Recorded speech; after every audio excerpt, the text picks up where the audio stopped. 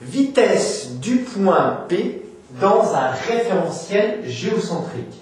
Donc, dans le référentiel géocentrique, on a vu que la trajectoire d'un point P, c'est tout simplement un cercle. Le cercle a un rayon RT égale 6400 km. Donc le point P est ici et il tourne comme ceci. Quelle est sa vitesse? La vitesse, on sait que c'est la distance parcourue divisée par la durée du parcours. La distance parcourue, le point P, il fait une distance qui est égale au périmètre du cercle, qui vaut 2pi fois le rayon qui est noté RT, divisé par delta T. Delta T, c'est tout simplement le temps que met le point P pour revenir à sa position initiale. C'est une période de révolution terrestre, c'est-à-dire 24 heures. La vitesse est égale, par conséquent, alors une petite vérification d'homogénéité, évidemment, 2pi est sans unité, RT est en kilomètres, et je vais laisser delta T en heures. Comme ça, ma vitesse sera en kilomètres par heure. On fait le calcul.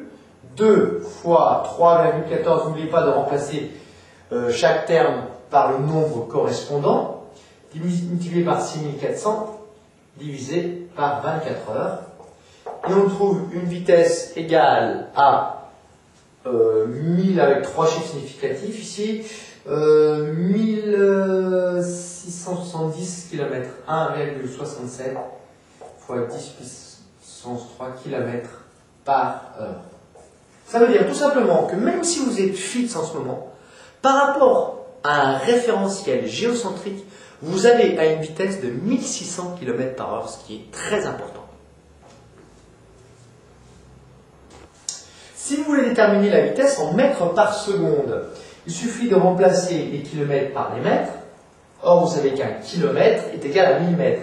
Donc, ça nous fait 1,67 fois 10 puissance 3, multiplié par 10 puissance 3, puisqu'un kilomètre égale 10 puissance 3 mètres.